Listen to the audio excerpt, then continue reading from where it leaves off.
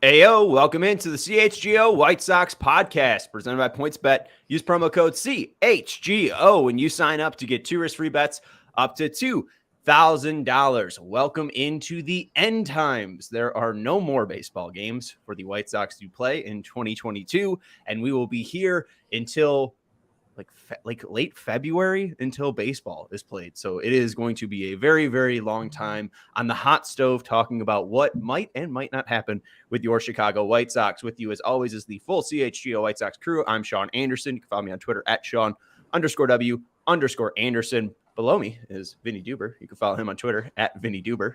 He's our CHGO White Sox beat writer. And to the left of me is Herb Lawrence. Hello. You can follow him on Twitter at Ecknerwall23. He's our CHGO White Sox community leader. It really feels like a Brady Bunch situation, gentlemen, with this whole remote setup today. And so who does that make each of us? I would be Carol Brady. I'll be Marsha. I'll be Marsha. Are you going by actual location on the screen, Herb? I think so. I think Carol was on the side that I am. You have the kids on each of the 3 sides here, and then you got the 2 parents, up at the top in the middle. And then, Paul Lind in the middle for Hollywood Squares, of course. Absolutely. And X gets the square. I think, I'll be Marsha. I'll do my own stunts. I'll get hit in the face with a football. It'll be great. It'll be a fun time. Let's talk about our beloved White Sox. A lot to talk about. We had a big episode yesterday. We talked to Robert Murray of Fansided about some possible managers. We chatted with Vinny. And then, Vinny, you stepped outside to the World Series monument. And then there's a giant sign there that says, if Abreu leaves, so do I. That was a really great picture that you snapped. That's up on your Twitter at Vinnie Duber. Yeah, I mean, I think a lot of people, can empathize, right? I think a lot of people could probably feel pretty similarly. I don't know if it's going to mean they're going to go walk up to Guaranteed Rate Field and hand in their fan card if Jose Abreu is playing for another team. But I think the point was certainly delivered, which is how much that this guy has meant not only to this team but to this fan base over the last. I mean, guys, it's been a decade. So really, or certainly the better part of a decade. So it'll be weird if there's a White Sox team in 2023 without Jose Abreu on it. And I think, that was a pretty good piece of evidence sitting right there after the sun went down last night on the season finale. Yeah, and I think, too, I mean, good news for White Sox fans. If he ends up leaving the South Side, you play all 29 teams. So Jose Abreu will come back at some point. Maybe not. It's not always a home and home, right? It's not a home and home, but okay. So you might not see him at the G rate, but you'll see him at some point this year or next year. If it's an American League team, I believe there are at least some possibilities of Jose Abreu coming back next year. I'm expecting same with the National League teams. If he goes to the San Diego Padres, I know the last series of the year is at home versus the Padres. Or is that a hope there that you're hoping that he's going to be going to the Padres? I mean, they could use him. He could also just be playing on the White Sox next year too. That's true. Even better. That's true. Hey, it's the off season. That's like the topic, and we're gonna have that for probably a month, and then that's gonna go away after he signs. But today we're gonna be talking about the 2022 season.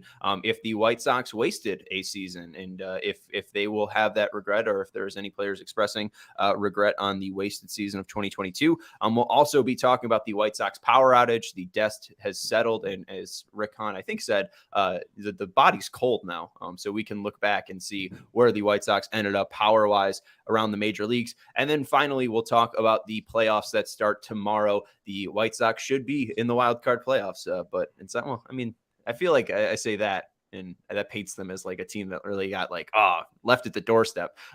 11 games back really doesn't feel, left right there. Really brutal way for it to finish. But let's talk about 2022. Vinny, you wrote a recent article. There was a great quote from Liam Hendricks that we shared promoting the article today. What do we make of the 2022 season now that the dust is settled? I mean, they blew it. There's no doubt about that. I mean, I think the process is still trying to figure out why, or at least how, we saw what happened. We all watched it. They weren't good.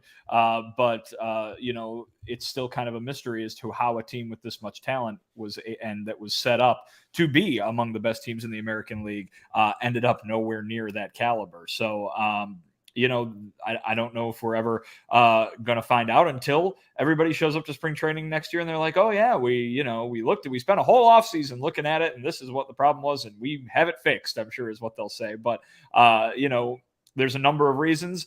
They're all over the field. They're in all aspects, but I think the biggest one that jumps out to me is Liam Hendriks telling us the mindset was wrong.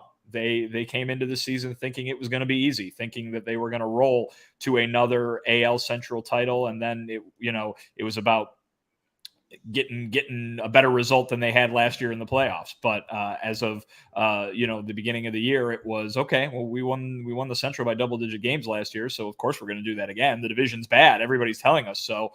They basically bought into their own hype. And it really backfired on them. And that's the first thing they've got to learn is they've got to not take these things for granted, because they saw what a team that wasn't taking it for granted did. And that's what the Cleveland Guardians did, was run all over them.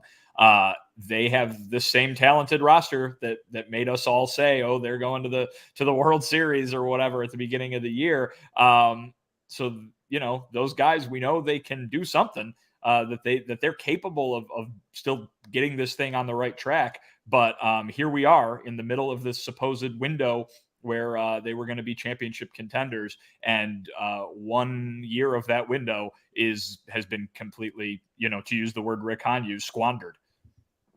And I think that it is the juxtaposition between the two teams that Vinnie brought up. The Chicago White Sox, where you have multiple people, not just Liam Hendriks from your article the other day, but earlier when you talked to Jose Abreu and it was bordering on cocky instead of the confidence of what you should have.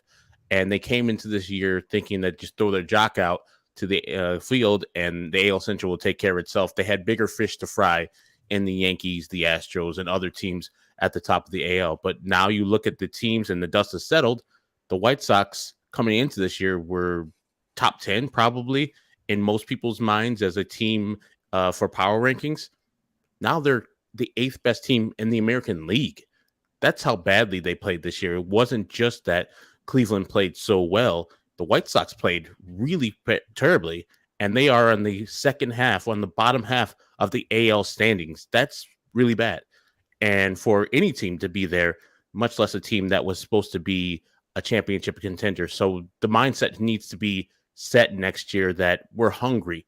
We haven't won anything, because winning an AL Central championship in 2021 doesn't mean a damn thing. You can hang the banner up, but no one's checking for that. No one's wearing a AL championship hat or AL Central championship hat around the city. They wear World Series championship hats. They, at very least, were American League champion hats, since the White Sox have had very few of those championships. So to go into next year with a different mindset needs to be established. And it starts, I think, with the Jose Abreu situation being settled. And then more importantly, the manager situation settled, so that person can get the psychology of all these players and get their minds right for when they're playing baseball. All they have to worry about is executing.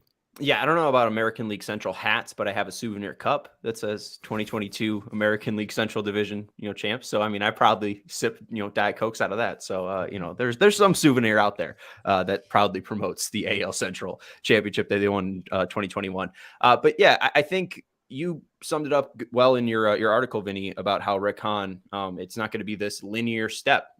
This was definitely a step down this year. This wasn't supposed to be the elevation year by year, step by step rebuild that it was supposed to be. This was definitely a step back. And for the guy who authored Mired in Mediocrity, now looking at Tankathon, Herb, you said that they were bad, but it really even felt like they weren't bad enough. Like if they were going to have a season where they weren't going to make the playoffs and they were going to, talk about the injuries that kind of held them back, 81-81 just kind of stinks because you're not even in a good spot for the MLB draft lottery that was just instated. Sox have the 15th best odds for the draft lottery that's going to be ended up taking around, I think, at the winter meetings.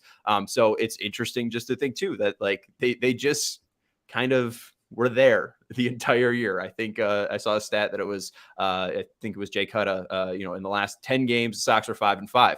Last 20 games, they were 10-10. Last 30 games, they were 15-15. Last 25 games, they were 50 games, they were 25-25, right?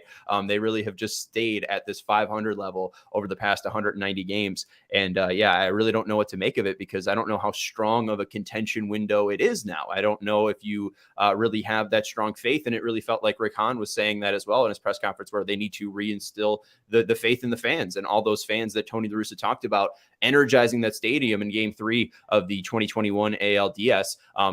Rick Hahn now the next year after is talking about restoring faith in those fans, or restoring the faith in those fans. And it's just kind of a shocking turn.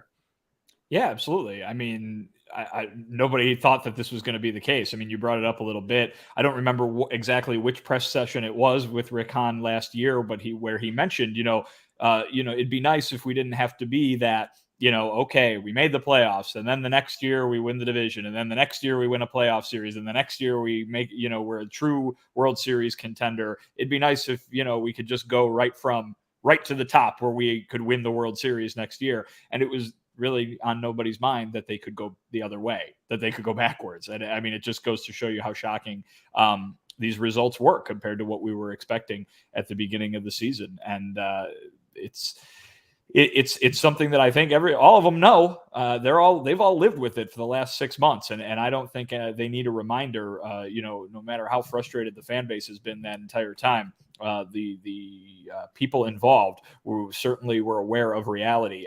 But yeah, it's now turned into, okay, we got this great window, everybody kick back and watch us contend every single year, to, yeah, do you? Because, we just watched a season in which there was no contention whatsoever. Now, I am of the opinion that it certainly could be the case. This window could last a very long time. I hear people saying, oh my God, it's already closing. I mean, guys, it just opened 2 years ago. It can't close that.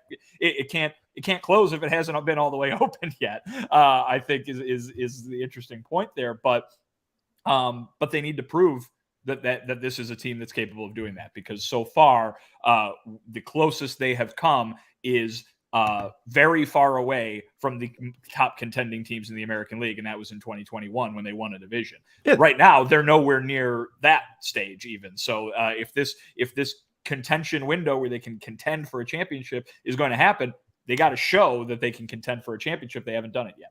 Yeah, they've had 2 tickets to ride. They've gotten to the postseason, and they've been on it. They've been able to take a few turns around, but they haven't been able to really enjoy the whole thing. But I do want to go to Schwo, who has a super chat, and maybe we can make this a little bit more relatable or have some more fun here. Schwo says, "You ever buy Wagyu steaks and then forget to freeze them when you go out of town for a week?" I don't have that. I have like a 24-year-old's budget, so I'm not buying Wagyu steaks. Gentlemen, do you have any feelings about buying Wagyu steaks and leaving them out of the freezer?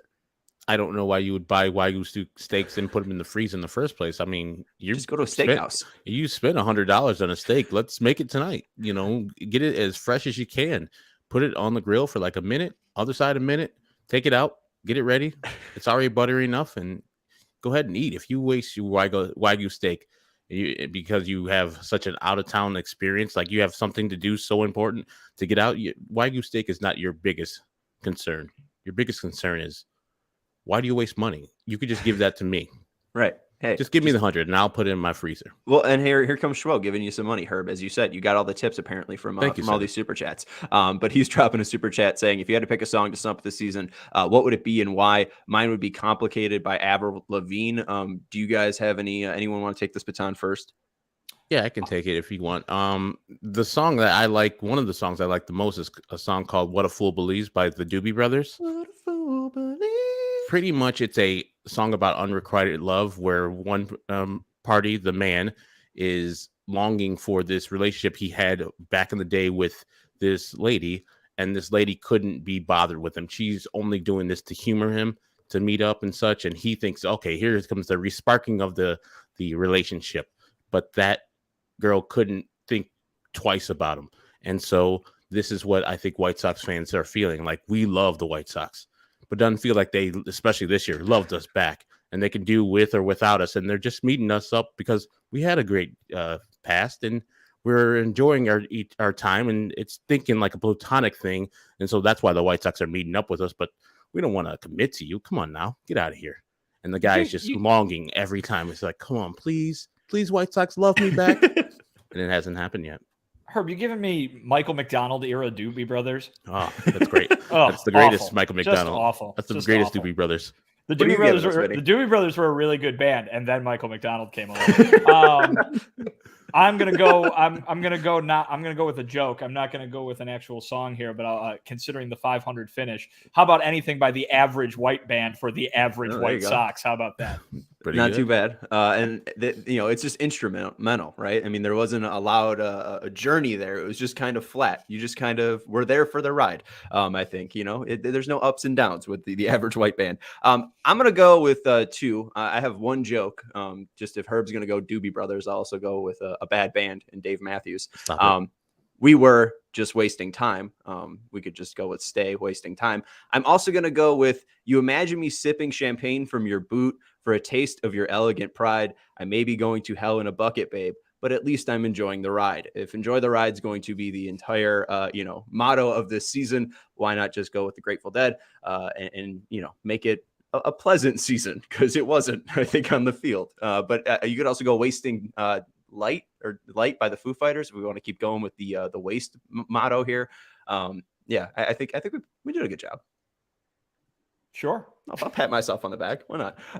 But yeah, I think that Liam did sum up the feelings, I think, of what this team has done. Unless we fix what we have as a player group, what we went through this year, it doesn't matter who comes in as the next manager. It won't fix itself. There needs to be some soul searching. There needs to be a lot of going through what we struggled at, what we succeeded at, and what we can work on better, what we need to take away from what we did. There's a lot of things that we did this year that weren't very good. And there's a lot of things this year that we really need to improve on. But the only way to look in on it is that you look in yourself and realize what you struggled at. There's a lot of things we could work on as individuals, but unless you work on them individually, you're not going to get that cohesive comeback as a team moment when you get to spring training next year. And that's what you're talking about, Vinny. I think first off, I think it's interesting that Liam too, I think there's the comments that we really didn't touch upon yet about him wanting to strike people out because he didn't trust the defense. That's really summing it up right there. But I think that's what he's talking about is, I need to be able to trust my teammates more. And I think that he's talking about them coming together as a team. He also made the comments that they need an authoritarian as manager. We haven't really mentioned some of that, but what do we think we can be parsing from Liam Hendriks here and what the vibe should be set for the 2023 White Sox so they don't waste another season? Yeah, I mean, I think he's the guy who pointed he's the guy who's doing this whole explanation that the mindset was wrong. And I think, a lot of people make their own opinions of what's going on inside guys' heads based on what they see through the TV, and you can't do that. Guys were working very hard this year to try to win baseball games, but when you think it's going to be easy, and then it's not easy, and then you lose, and then everybody's mad, and how are you going to get back? You know what I mean? How are you going to get back to that change the game attitude that they had for the 2 years prior? I don't think that that was maybe impossible to do in the middle of this season once they got to a certain point.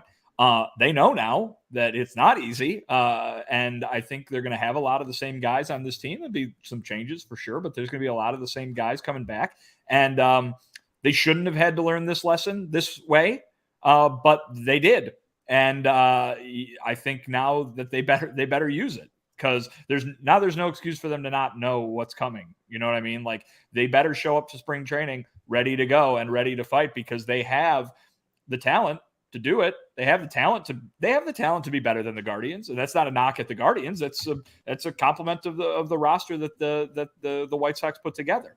But you can have all the talent in the world, and if you just show up thinking that it's going to click for you because you're at the ballpark, it's not going to happen, and it didn't happen, and they should know that now. I think a lot of the things that Liam said were just get better. The mental thing is very important, and it's more important. You know what I mean? But the mental thing might have to do with some of that defense. You know what I mean? The mental thing might have to do with some of the personal struggles that Liam talked about for himself. I mean, he was not leaving himself out of the firing squad there. He was talking about all the struggles that he had in certain situations or against certain kinds of opponents. Walked, twice as many guys as he did the year before, which he was not at all happy about. Lucas Giolito knows the kind of season he had. He wasn't happy about it, and he's going to take the offseason to fix it. So these guys have to go get better physically and at baseball, and then these guys have to go and get better mentally as well. And I think it makes for a critical offseason. And I'm not just talking about what we're going to be talking about all winter, which is, what trades is Rick Hahn going to make? What signings is Rick Hahn going to make? It's going to be in every one of those guys' heads too. And it's on every one of those guys' shoulders to make the most of this offseason, because they certainly didn't make the most of this season. Liam says that he wants an authoritarian. And when I'm thinking of an authoritarian, especially in a baseball manager sense, I'm thinking a guy who leads with an iron fist, which I don't necessarily know if grown men need that, a guy who's just like, hey, it's my way, the highway type of way. But a person, I think, that understands that men and women are not the same. All men and all humans are different. And so sometimes you need an arm around the shoulder. Sometimes you need the proverbial kick in the ass. And he needs to parse out which players need that at which times of the season. And so I would be looking for, firstly, a baseball person out there who knows the game, knows what to get the best out of the player when they do go up to the bat or take the mound. And then secondly, you need a person to just understand the man who is the player and get the best out of that person's life. And if you get the best out of the person's life, then, the game will be the simple part. And so I think they need a person that understands psychology of man and also how to get the best results out of his players and the coaches who are below him. Because I hope the coach gets a chance to have his coaching staff filled out with people that he knows and he's familiar with. Herb, we talked to Robert Murray of Fansided yesterday, and you said, who's the one guy that you would hire if you had the opportunity to? And he said Carlos Beltran. And Carlos Beltran was reportedly a bully for people buying into the 2017 Astros system. So if you want an authoritarian, maybe he could bully you into it. And then also, trying to get the best out of guys. That's trying to get the edge, the ultimate edge right there is taking it to the next level. Shout out to Eli jumping in with a super chat here. He's still up. What time is it over in Israel? I think we established it was either 6 or 7 hours ahead of us, so it'd be 10 or 11. It's nighttime. He's wrapping 11. Up. So good night, Eli. Hope you have a lovely nighttime. What's Happy up, New Year, Eli. Happy New Year. Enjoy it. Yom Kippur, right? Yes, sir. All right. Joey, is there a greeting we should know for Yom Kippur or no? Yes, but I only know the one for Rosh Hashanah. Sorry, look how the thing is right over your face. Yeah. Lashana Tova will get you by with any of your Jewish friends. Okay. All right. So, thank you, Joey, for chiming in. Appreciate that. And we'll talk a little bit more about the manager and maybe what this team needs and what this team could possibly try to find in the offseason to exceed and take that next step as a team. And we do appreciate that support, Eli. CHGO Sports asking Eli, what's your question? Eli's just here to hang out. Eli vibes. I mean, come on, we know Eli. Eli's our good friend. But let's talk about PointsBet. This football season, PointsBet's bringing you a better way to bet live on games, which means before this ad is over, you can place a live same game parlay. You can bet on the next drive to be a touchdown and cash out on your live second half over bet. With PointsBet, you have access to more live football markets than ever before. You can build the perfect live same game parlay by combining your favorite bets anytime during the game, including spreads, totals, player props, and more. You can choose the next outcome of the drive and next points with PointsBet's Lightning Bets. So whether you're on the move or on the couch, do it live on PointsBet. You can download the PointsBet app today and sign up with code CHGO to get 2 risk-free bets up to $2,000. And if you or somebody you know has a gambling problem and wants help, call 1-800-GAMBLER for crisis counseling and referral services. And our next partner is our good friends over at Game Time. We spent many games at the Guaranteed Rate Field because of Game Time. They are the hottest new ticketing site that makes it easier than ever to score deals on tickets to sports, concerts, and shows. I will probably be using it this offseason for tickets to concerts and shows. There's no more games for at least me as a White Sox fan to go to. But if you're a Bulls fan, if you're a Blackhawks fan, if you're a Bears fan, if you're a Chicago fan looking to see some Chicago sports, Game Time. Fan of the band Chicago. The band Chicago as well. Saturday in the park. Probably won't be hearing that in a park this winter, but maybe Saturday in an arena. Just with walk the out band to Chicago. just walk out to a park with your headphones in, play Saturday in the park, and then go see the show wherever it might be. They have to go to the concert though. That's what I'm saying. You pregame pregame with your headphones in the park, so you're getting the full experience of Saturday in the park, and then you go to the show after that. There you go. And hey, maybe you're going to a college football game and it's a park, and they could play it there. They play it at Guaranteed Rate Field every Saturday, so maybe you want to go to Pat Ryan Field and it's Saturday at the field. Anyways, Game Time is where you should buy your tickets. If you ever dreamed of sitting 50-yard line, courtside, maybe on the actual glass, the biggest last-minute price drops can be found on the seats you never thought you could buy.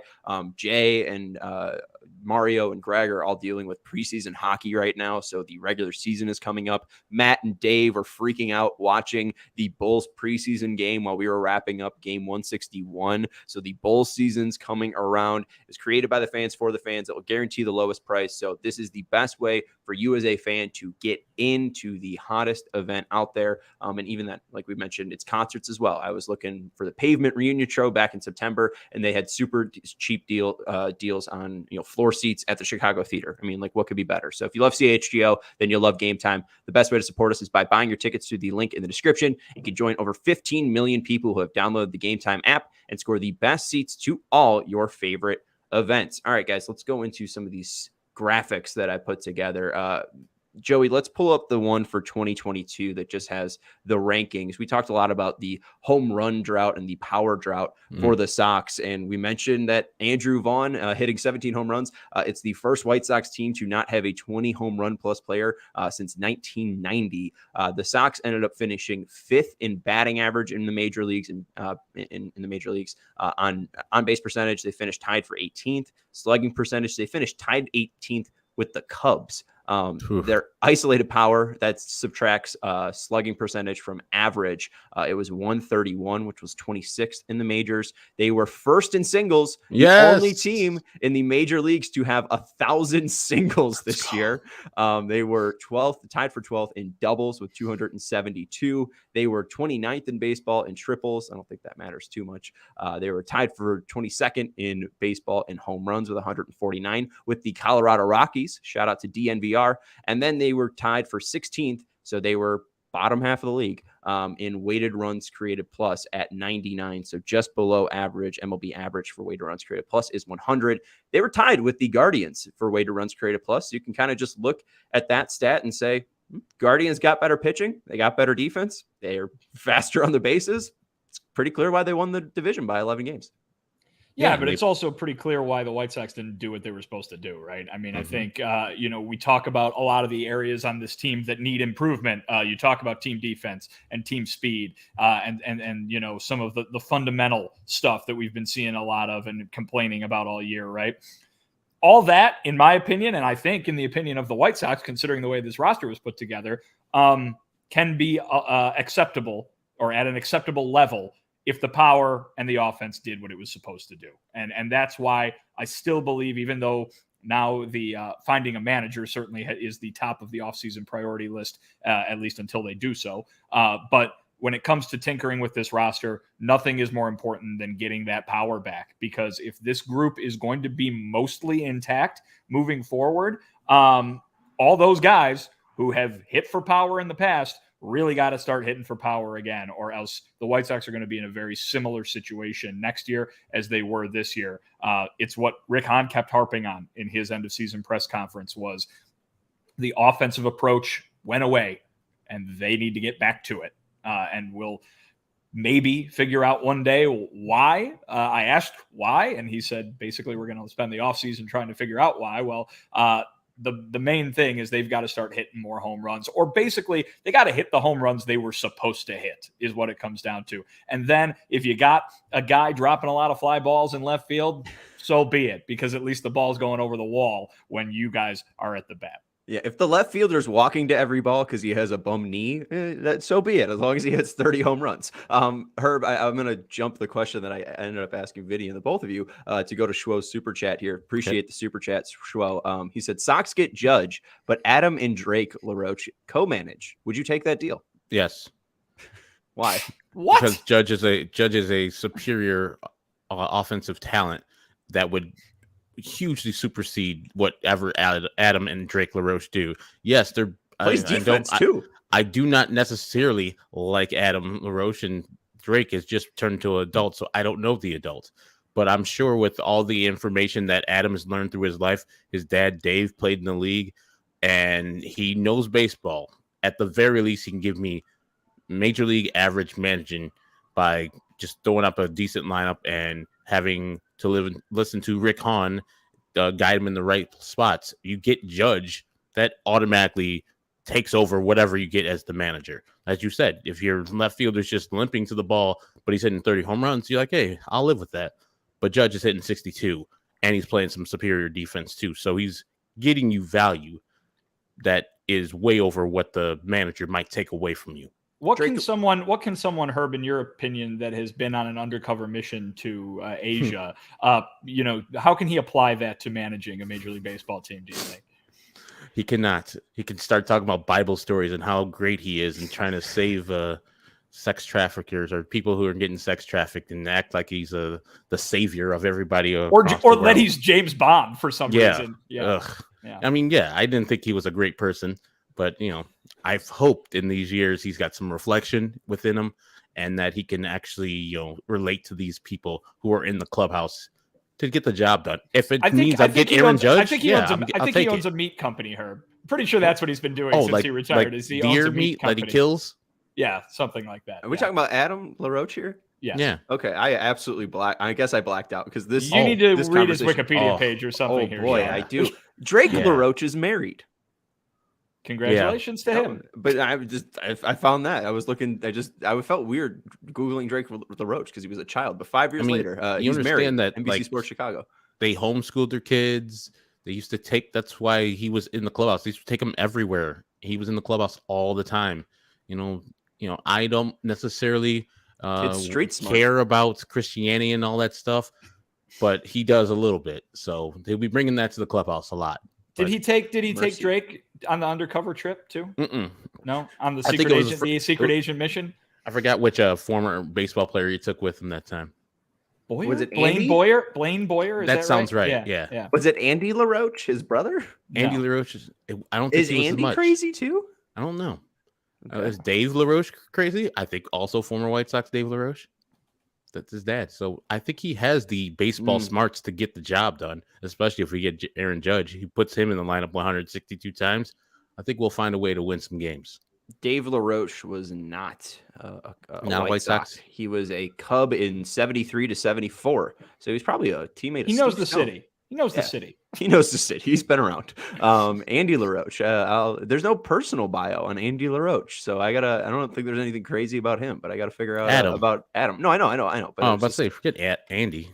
Okay. All right. We only care about 1/3 of the LaRoche. Let's see some more of your graphics, Sean. Okay, thank you. I was trying to make it get in there. But I actually want to go to a different question. This is from Anthony Oderwall. He said, "Can you ask Vinny?" So I'm going to ask Vinny when ideally they will hire a manager after the World Series. So I mean, there's rules around this. If you try to Google manager rules, manager hiring rules, managing hiring rules, MLB, not a lot comes up. But I'm pretty sure that they can have discussions with potential candidates and even candidates who currently are in the playoffs, but they cannot announce an actual manager until after the World Series. I think the Cubs kind of got into a little bit of trouble in 2016 for doing this with Joe Madden. But what insight can you shed? I mean, I would imagine they'd want to get it done as soon as possible while at the same time, making sure they're thorough. And of course, we're talking about how they say they want it to go. You know what I mean? We're still in that mode now where they have to prove themselves again that they can follow through on what Rick Hahn said they want this process to be, because the last time they did it, they obviously went in a vastly different direction from everything that he laid out. But I would imagine that if he is going to do what he said he wanted to do and use this as an opportunity to hear new ideas and get new insight, outside perspectives that aren't necessarily the same ones that they've heard about within this organization for years and years and years, they would be wise to interview a whole lot of people, wouldn't they? You know what I mean? There's a fact-finding element to this opportunity, if you want to call it that, that isn't just make sure you find the one right guy. There can be a secondary priority, right? And that's talking to different people, learning about how other organizations do things. And, maybe you talk to the guy who's the bench coach for the Tampa Bay Rays, and you go, oh, well, there's a lot of interesting things that the Rays do that are very different than what everybody else does. We're going to go with somebody else, but thank you for putting that in our mind, that kind of thing.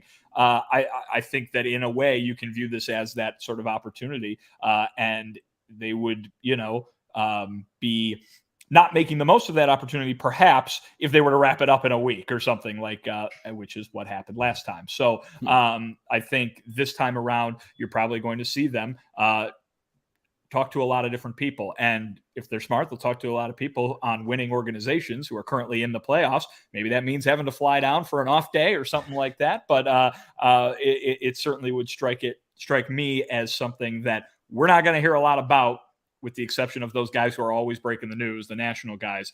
They're the ones who are going to know that. There was another comment, perhaps from the same commenter there, that was like, do they tell the media this kind of stuff? Absolutely not. We are not going to hear a word of it until the press conference is held to announce who this managerial hire is going to be.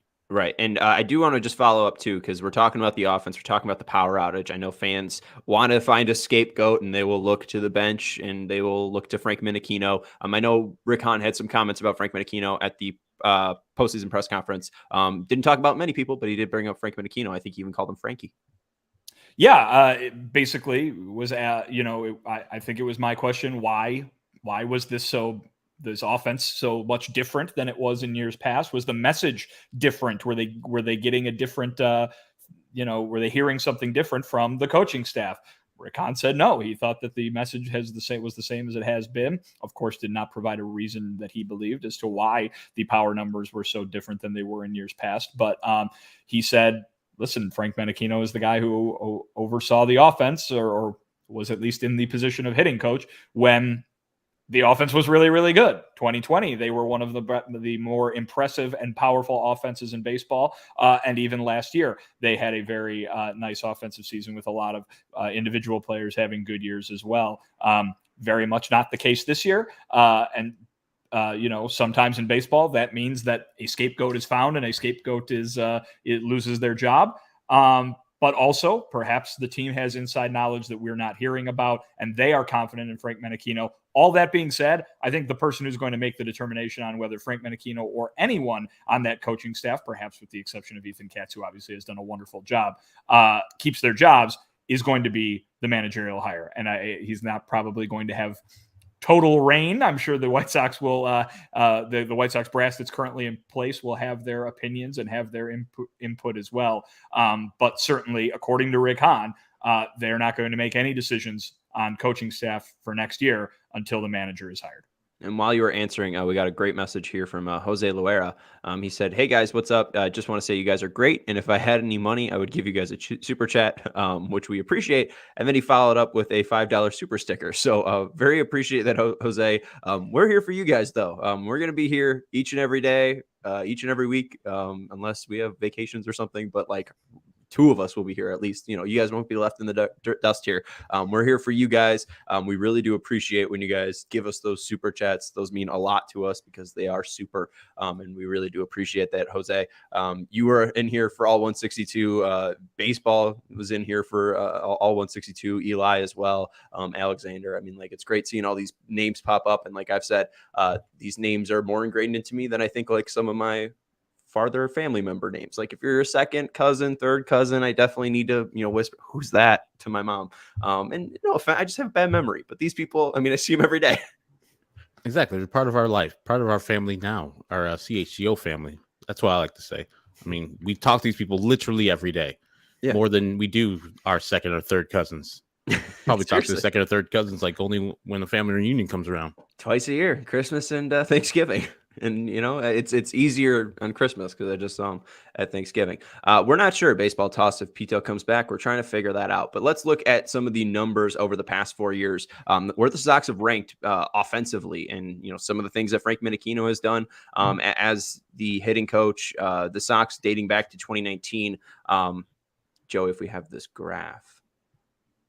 Oh, Oh, there we go. Boom. Thank you. 2019, the Sox had 182 home runs. They were 25th in the majors.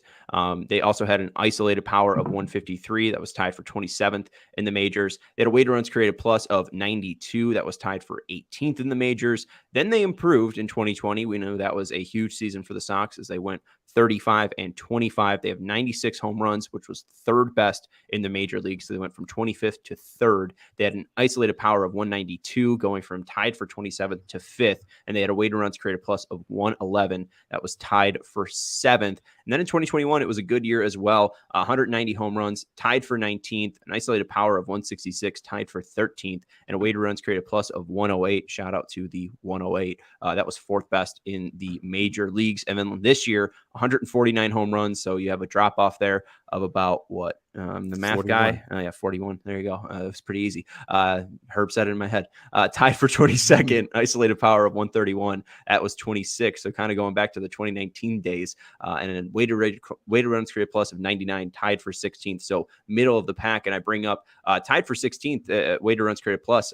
The Sox, I think it was their isolated power last year. It was tied with the Guardians. And you can kind of see that, this year that falls off, and, Cleveland's pitching was still fantastic. And that's really where that edge is the White Sox weren't able to push themselves over that edge with those home runs. And to this point too, I have some names for you guys, or numbers beyond this. We wanted to go into the, White Sox haven't had a 20 home run hitter since 1990, or a player hit 20 home runs or less since 1990. 12 players have hit 40 plus home runs in a season. 52 players have hit 30 plus home runs in a season. 152 players have hit 20 home runs in a season. Miami had only a lower home run leader. Jesus Aguilar had 15. He had 16 total this year because he was DFA'd on August 26th by Miami. So he was their home run leader and also DFA'd by the team. And I'll save this for later. But what do you make of this? And I mean, it really just seems like this is where the Sox can really get a huge edge, is if that power is able to return. Firstly, you don't like to use them, but injuries played a big part. I know they had injuries last year too, but they seem to sap the team this year more times than not. And then they didn't take advantage of balls in the zone. How many times did we be at the studio and you see a 2-0 pitch go over the middle when there's taking it, or a 3-0 or 3-1 pitch, just taking it, not being aggressive in the counts that you've worked hard to get. And so the White Sox not taking advantage of those situations is just so frustrating for both them and us who are watching out home. What, they have 2 grand slams this year? That's piss poor. 3, because Elvis Andrus had one off Nick Gordon. Off the pitcher, yeah. Or off the Nick Gordon. That's not great. And 2 home runs off a 3-0 count, that's not where you should be. You should be aggressive in those counts. If anything, I think teams knew the White Sox weren't going to be swinging at 3-1, 3-0 pitches. And so they would just pump over a fastball and know that it wouldn't get hurt that much. And the White Sox would work at those counts out to get their pitch. And then when they did sometimes swing on 3-0 or sometimes swing on 2-0, they would foul it off because they had an approach going right field to the right center gap, instead of, this is my pitch, I'm going to cheat on this ball and I'm going to air out this fastball. It was way too many times the White Sox were way late on fastballs, which they know the pitcher's velocity and they shouldn't have gotten past them. So they had a terrible approach at the plate where they didn't do the bare minimum to get the ball in the air, where they were in the middle of the pack or high up in the pack of ground ball rate this year. That can't be happening with this team. This team was built for home runs. Ball hit in the air is what the White Sox need to do and take advantage of their stadium, especially with the power left-handed bat, where the White Sox have an advantage there over most teams if they come there, if they do get a power left-handed bat, because that porch in right field is very tasty for left-handed hitters. And another thing we heard from Liam Hendriks that kind of plays into what we were talking about at the beginning of the show, kind of thinking that last year would repeat itself over again just magically. The White Sox were not good at adjusting. We always hear that you hear it a lot about individual players, but certainly it applies to teams too. After you've been in the league for a year, or after you've, established yourself as a certain kind of player, pitchers are going to pitch you different, or hitters are going to, take a different approach with you if you're a pitcher, because they've figured it out. They're like, all right, that's what that guy does. Well, this is what I'm going to do against him. And the onus is then back on you to say, all right, if that's what you're going to do to me, this is what I'm going to do. And obviously the great players can make adjustments. They're not just going up there every day doing the exact same thing. They're adjusting from year to year, from game to game, from at bat to at bat. The White Sox didn't do a very good job of that this year. So said Liam Hendricks to us the other day. And again, it goes back to that same point, which is they came into the year and they said, well, this is what we did last year. Let's just do it again. Right. But the league figured it out. And so the point isn't necessarily that the White Sox forgot how to do what they were doing. It's that they did not respond to the league figuring out what they were doing. Well, and I think that's a lot of pressure on the players. And that's why, again, it's not just a player issue. It's not just a Tony issue. It's not just a Frank Minikino issue. It's not just a Rick Hahn issue. Like, it just seems like the whole organization didn't work together in 2020 to help these players. And I bring that up too, because there was a great piece back in April that I continue to think about on Baseball Prospectus from Robert Orr, where he talked about the Giants and how they got a lot of power and a lot of success in 2021, where they won 107 games by signing players that had certain profiles, right? Like, they would be very cognizant of, if they were going up against a sinker ball pitcher, well, we have, I think it was Darren Ruff, who has fantastic numbers against balls at his knees, but can't hit a high fastball. Why would you put Darren Ruff in the lineup if he's going up against a four-seam fastball guy heavy? And then they brought in, I think, Austin Slater, who is more of a guy who hit at the top of the zone. You kind of see this with the guy who kept getting compared to Gallo in the Twins series, Wallner, right? Like, you can just kind of see that he has a very swing that's tailored to certain pitches. And I think you saw it a little bit as well with Josh Harrison and Elvis Andrus. Josh Harrison's a fantastic sinker ball hitter. You look at his run value by pitch, and all of them are negative, again, except for sinker ballers, right? So he really likes it low in the zone. You saw a lot of his home runs were really, low and middle in. And I think with Elvis Andrus, you saw a great just fastball hitter. Anything straight, he was going to be able to hit it and put a ton of power on. And I think that's just some of the edges that the Sox need to be able to find, is even if they, like, I just don't think the depth and the utilization of their depth was really to the best it could have been. And it's all about finding these certain edges. And, I think that's a great point by Liam and that you bring up is, it's not just about what you're doing in the offseason. Like, we could see Joe Kelly trying to add a changeup to his repertoire and breaking his window, right? But he's working on that, but he's not going to be working on his changeup during the season, because he's trying to keep his body tuned. He's trying to keep his body in a rhythm. He's trying to keep it in that same routine, right? He wants to not really throw this fine tune out of motor. So it's interesting, the balance the Sox have to strike in 2023. Want to let you know about Pins and Aces. They're the official golf apparel of CHGO. I'm going to take a shot. The White Sox are going to be golfing, and they'll be looking better in Pins and Aces gear this offseason, right? There's a lot of time for them to hit the links, gear up in some Pins and Aces gear, and they'll be out in Arizona on those beautiful links, and they'll be supporting a family-owned and golf apparel business. They make amazing polos, hats, golf bags, and even their favorite beer sleeve. In the offseason, hey, maybe let loose. Use this innovative product that allows you to store 7 beers right inside your golf bag and keep drinks cold the entire round. I'm pretty sure you can bring this on a flight. So, hey, if you're going somewhere this off season with the boys, you're taking a boys trip, maybe to Arizona, you're taking a golf trip, buy this beer sleeve and you will be able to keep your beers cold in that hot Arizona sun. Make sure you check out pinsandaces.com and use code CHGO to receive 15% off your first order and get free shipping. That's pinsandaces.com, PINSAND. Aces, EACES.com. Use code CH to get 15% off your first order and receive free shipping. Let's wrap it up. Is that Sean? Is that you or is that me? You're kind of sounding like a computer. Your internet's a little sketchy there, Sean. Oh, no. A little wonky. Uh-oh, Sean's dying. Oh, no. Oh, no. All right, Sean's Herb. dying. Drive the bus, Herb. Oh, I can, because we were going to do which teams that we'll be rooting for. There's Sean. He's coming back. Which teams in these Major League Baseball playoffs that we'll be rooting for, teams that are just meh, we can go either way with them, or teams that we will never root for. And I know you as a journalist, Vinny, don't have any rooting interest in any of these games, but as we get started, is there any teams that, more than any other team that you say, hey, if they win, that would be pretty cool?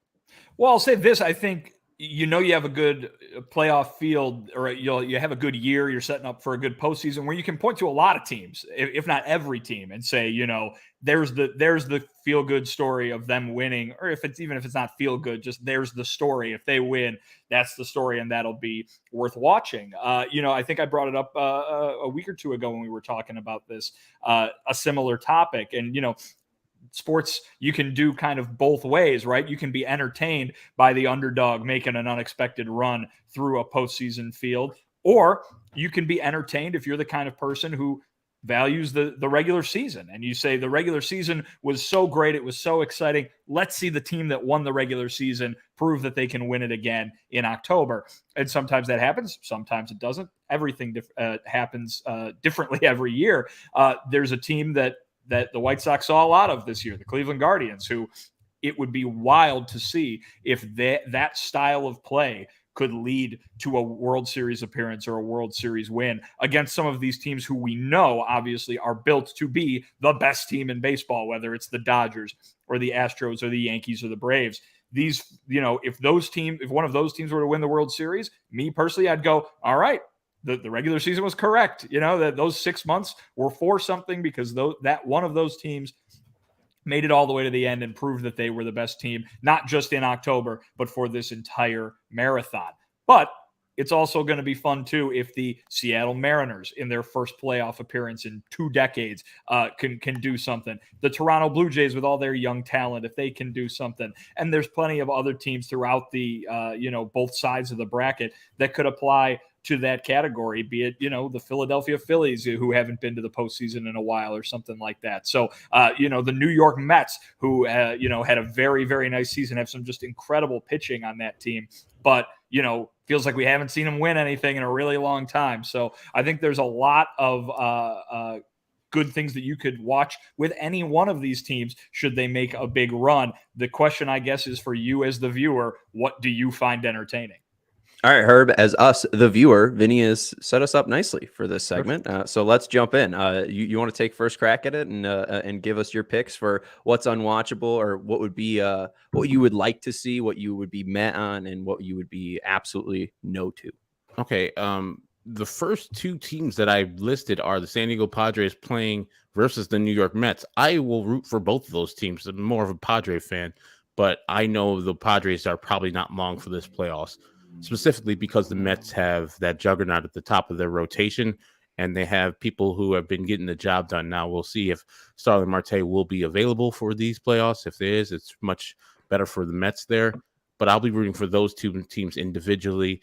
And also, I want the Mariners to do some work. I want the Mariners to actually get in the playoffs and finally, after 21 years, win a series and be going for them in the American League, because I think they do have enough to get the job done, to surprise some teams and say, okay, maybe the Mariners are the team that I should be rooting for, because they have young talent in Rodriguez.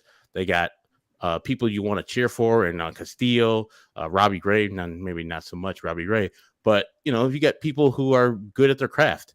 And so, I'll be looking to cheer for them. And then the Toronto Blue Jays, I already talked about Alejandro Kirk. He's 20 years exactly younger than I am, and he looks exactly like I am, body shape wise. So I'll be cheering for him because of kindred spirits we are. I think he's my soulmate. And I love the country of Canada, and they're representing the whole country of Canada. And shout out KPW. Yeah, there hasn't been a winner, of course, since 1993, when the Toronto Blue Jays beat our Chicago White Sox and then went on to win the World Series. So those are the teams I'll be definitely rooting for. Sean, your teams that you'll be rooting for in these playoffs? Yeah, we'll do it that way. I'll go Seattle. I think that one's very easy. Seattle, they haven't made the playoffs in 21 years. I have nothing against Seattle. I like their colorway. I like J-Rod. I like Luis Castillo. I like Robbie Ray. It's very easy to like that team. And Jerry Dipoto is a madman, and he's tried to figure out the perfect Mariners roster. And I hope this is the right one for at least that city. They're very diehard sport fans out there. I'll be nice to you, Herb. I'll throw the San Diego Padres, and sure. And mainly I'm throwing in there because Fernando Tatis isn't on this team. So if they win the World Series, I really can't listen to any, like, it doesn't affect the James Shields conversation because he didn't affect that team at all. I mean, honestly, he hurt that team, if anything. So I'm for the San Diego Padres winning the World Series this year. I'll also throw Philly. I'm wearing the hat, but I think it's just too good. I was saying, sign Schwarber, sign Schwarber, sign Schwarber. He hits 40 home runs. It would have looked good if Kyle Schwarber was in a White Sox uniform. Would have looked good if Bryce Harper was in a White Sox uniform. Would have looked good if Zach Wheeler was in a White Sox uniform. 3 players they could have got, and also you see how bad their defense is. Gives you hope that the White Sox, if they play bad defense next year, could still be in the playoffs. And then I'll also throw in the Mets in there as well. I think that it would just be funny if Buck Showalter won it, because I think I have a tweet out there that said if the Mets hire Buck Showalter, they go 72-90. They didn't do that. They didn't win the division. But if they won the World Series, I think I'd get dunked on for that one. And then finally, Toronto, KPW has supported us so much. So if that guy will be happy, I'll be happy. So shout out to KPW. What are your Mets, Herb? Well, I know people are like weird that I say I would root for the Cleveland Guardians in the playoffs. Like, if every other team that I just listed are out of the playoffs and the Clevelands are still standing, the Guardians are still standing, I'll root for them. Multiple reasons. They play the game correctly. They play with bat to ball skills that are par excellence. They go first to third like no other team. They pitch well. They're kind of cocky. They took what the White Sox did and any perceived slight they felt is from the White Sox, and they took it as fuel for their fire. And I like that. I like the Terry Francona and his staff with Sandy Alomar Jr. are feeding the fire of, hey, guys, they think that you're crap. And you saw the release that they had during their championship celebration. They're talking about White Sox things because they saw them as an enemy and used them as fuel. So I'll be happy. And I think it would also motivate the White Sox to get better if you have the Cleveland Guardians who either win the AL or win a series in the playoffs or somehow win the World Series. That'll be good. A good motivating force for the White Sox to look up at them. The Phillies you just talked about, they're like the White Sox in the National League. So I'll like them. They got Kyle Schwarber, of course. The Braves, I went down to see that game down there, and they have everything they need to win another World Series. They are the reigning champions right now, and they caught up with the Mets and overtook their Mets. Mets finished with 101 wins. The Braves are just better, 102. They've just caught them up, and they have hitting and pitching, young players getting the job done. That Michael Harris II is getting the job done. I love exactly what they're doing down there, and I wish the White Sox would run like that team. I think it's that Alex Anthopoulos down there doing a great job. And then the Rays, they do it with no money issued to most players. And once you make a lot of money, they send you off. But never, ever, ever. If the White Sox are offered a trade for a Ray, turn it down. Rays former players, for the most part, don't work out. They know what they're doing when they're giving up on a player. And so they do a lot of great things. And I would love to see them be finally get over the threshold and win the World Series. So they're kind of meh for me. If they don't, it should work out that way because they don't spend any money. But if they do, a new era will start where a really small market team got the job done. Yeah, I'm with you. I'd be meh on Tampa Bay. I don't love the way that they spend, but also, I mean, they've been doing it the right way. They've been winning for a while now. They're just rewarding their winning ways at this point. I mean, they've been making World Series since 2008. They've been a contender really my entire baseball watching career. So they really haven't been a sad organization. They really figured things out down in Tampa Bay. I'm with you on Atlanta. They're kind of a different team than they were last year, so it doesn't really affect me too much. I think it's cool that they have such an influx of young players, but they also have Ozzie Albies returning from injury. Ronald Acuna wasn't a huge part of that team last year. And then the big thing of Freddie Freeman not being there. I think it's an interesting storyline for the Atlanta Braves. So I wouldn't mind if they repeated, but also the chop needs to go. So I don't really know if I want to reward the chop for 2 years in a row with a World Series ring. And then the Dodgers. The Dodgers, I get it. They're the Death Star. They spend a ton of money, but also they only have one World Series, and it was in the 60-game season. And I think most fans, if you're a White Sox fan, will look at the 2020 season and be like, oh, well, see, I told you it didn't mean anything. Well, then what? Are you going to look at the Dodgers and say, oh, they won a World Series, it doesn't mean anything? I'd be fine if the Dodgers won the World Series in 2022. Absolutely nuts. Let's just have this discussion. I'll go Houston, St. Louis, New York. The Yankees have 27 World Series. They don't need another one. Houston are cheaters. And also, I don't want Dusty Baker to get a ring, so he has to come back in 2023. So Joe Espada is the White Sox coach. We'll talk about that next week. But then here's the big thing, Herb. You mentioned St. Louis and Cleveland. We didn't mention St. Louis, but you mentioned Cleveland and saying you wouldn't care. We have Casey putting on her thing and I get it, she's from Ohio, and even Luke Stuckmeyer putting Cleveland in there, would love to see. I am respecting Cubs fans here and putting St. Louis in my absolutely not thing, because I know that it would pain them. And here's the thing. If you're going to say who are Chicagoans rooting for, you are basically ignoring the South Side if you are picking the Guardians or want to see the Guardians win the World Series. I don't care if they've done it the right way, if they play well, if they're this young team. I don't care. They play in my division. They're Cleveland. I don't want Cleveland to win anything at all. So you know what? I mean, they don't deserve to be rewarded. I was calling them cheap before the season. So why would I be like, yeah, go win, you cheap team? No, they're cheap and I hate them and they're ugly and they have bad uniforms and their name's stupid and their old name was stupid. They're rivals. Isn't that what sports about? That seems like kind of a biased opinion, Sean. I've got to be honest. Oh yeah, we crowded much are clouded in a mystery. Have the same absolutely nots, except for I would have the Dodgers in mind. Just they've won a lot of championships, won a bunch of divisions. As a San Diego Padres fan, secondly, I can't love the Dodgers. I do love Marcus Lynn Betts. He's an awesome right fielder. He's one of the best that played there, and I love that he's playing so well to stick it to the Boston Red Sox for, drafting him, cultivating him, getting him prepared for the major leagues, winning MVP there, and like, when it's time to pay him, like, get your ass out of here. We want Alex Verdugo over here. Yeah. So that's the only I'll root for him and very few other people. But St. Louis is going to be really hard to not root for because they got my man Jose Quintana over there. That's true. It's tough. He's had a really great year. I'd love to have him back on the White Sox next year. Come on, Q.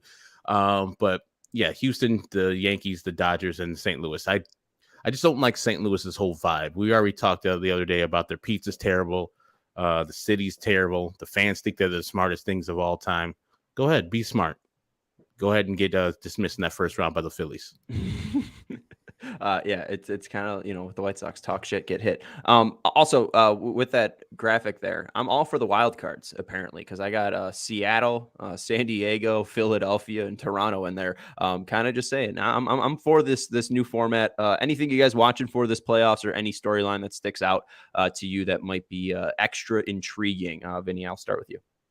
I saw it in the comments, and it would be kind of cool to see Albert Pujols keep doing what Albert Pujols has been doing for the second half of the season, carry that into October and hit some really meaningful home runs in his send off. Now a historic baseball, in a baseball sense, a historic year for him, and to get to that plateau, it would be kind of cool to see that going on. And I got to be honest with you guys, I just don't disagree. I just don't agree with you on the Guardians. I think if the Guardians were to make a run, that would be really fun from that underdog perspective. You talked about the payroll, but it's not even the payroll, right? It's the style of play. And I think everybody, think if this was the NCAA tournament, right?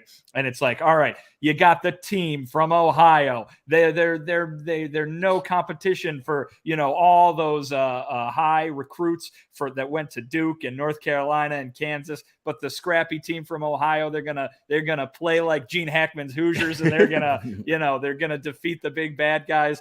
If you like that storyline in sports, then that's the team in this playoff field that you got to keep an eye on. That's Cleveland.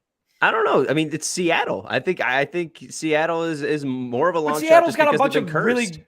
Well, but they got a lot of really good guys, is my point. Like, if you're just going to turn on the TV now and say, oh, the Mariners haven't paid attention to them since they had Griffey and Edgar Martinez, then okay. But, they went out and made a lot of moves to load up this team with really good players. The Guardians, not so much, but they've done it anyway, and they've won a division anyway. Guardians, though, in 2016, Terry was still the manager. J-Ram was still on there. So, I mean, there's still some cast-offs. I mean, last time you saw the Mariners in the playoffs, it was Ichiro. I think not Ken Griffey Jr., but I think A-Rod, John Olerud. I mean, like there was some guys on that team. They had the best record in Major League Baseball history. Yeah, 116, and then lost in the first round. Herb, I think Albert Pujols in the ALCS. They lost to the Yankees in the second round. My bad. ALCS. Albert Pujols is a great storyline to watch. Any other one you're watching, or you want to wrap it up? No, not really. I just want to see good baseball and the White Sox to take from this World Series what they should, which is, to make it to this level, you probably have to pitch like the White Sox did. They're middle of the road starting rotation. Good, like I think top 10 in ERA. So you can get wins right there if you stay at the same level. And that's with Lucas Giolito being a part of this team. That's with Dallas Keuchel being a part of this team for 13 starts. So they were pretty good in pitching. Now they got to take away, okay, what is that team that's going to get to the World Series do? Do they hit the ball over the fence? Cool. We need to do that more. Or is it going to be Cleveland, where a team that just puts bat to ball and just batters you with 20 hits in a game and then does the right thing on the bases? And then when they get the ball hit to them, they pick it up and throw it to first. What is the prevailing thing that happens in this World Series tournament that gets you to the next level? And if they take what they need to take from that and apply it to their team, I think they'll be well next year, and going into this offseason, they'll be well positioned to get into the 2023 playoffs. That's Herb Lawrence. You can follow him on Twitter at Ecknerwall23 if you're looking for some Minnesota suggestions. That's where you should hit him up at Ecknerwall23 on Twitter. Vinny has some too, probably. Yeah, Vinny's got some as well. He just went there. He's the most recent person on this podcast to go to Minnesota. He could tell you one hell of a place to get a blueberry donut. I would say the Blue Note, I believe that's in St. Paul. I had a Juicy Lucy there, which was my favorite Juicy Lucy. Better than Matt's, better than 5A Club. There you go. I know it's sacrilege. Am I going next? This is I don't know. idea? I don't know if you have. You want a cocktail? You want a cocktail? You go to Volstead's Emporium in Uptown in Minneapolis. And I've never been to Minnesota, so I didn't have anyone. That's Vinnie Duber. You can follow him on Twitter at Vinnie Duber. He's our CHGO beat writer. His most recent piece is talking about the White Sox squandering this season and was our headline topic. If you want to read more in depth and read all those quotes word for word in Vinnie's article, check out allchgo.com. And I'm Sean Anderson. You can follow me on Twitter at Sean_W_Anderson. I have another home run stat that I didn't get to that I'll tweet out there. So if you want to see a White Sox home run stat that might make you cry, check out Sean at Sean_W_Anderson. That went from a great tease to just a terrible one. Oh, well, it's not a lot of happy news with the Sox. I'm not Herbie Sunshine. I'm Downer Sean. Anyways, we'll talk to you guys on Sunday, and that will do it for the CHGO White Sox podcast. Thank you to Joey for your production, and go Sox.